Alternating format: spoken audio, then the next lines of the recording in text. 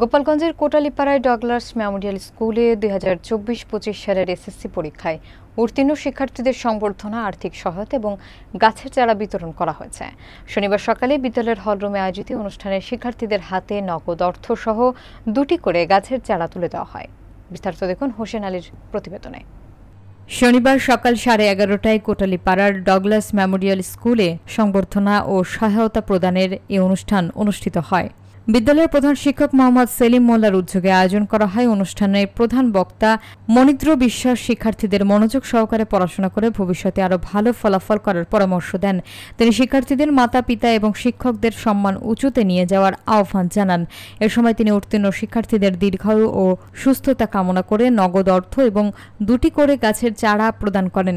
অনুষ্ঠানে প্রধান অতিথি হিসেবে উপস্থিত ছিলেন MGSW এন্টারপ্রাইজের চেয়ারম্যান মনিদ্র বারৈ এবং স্কুলের সভাপতি সলোমন অপূর্ব বারৈ। এ সময় শিক্ষার্থী এবং অভিভাবকরাও উপস্থিত ছিলেন।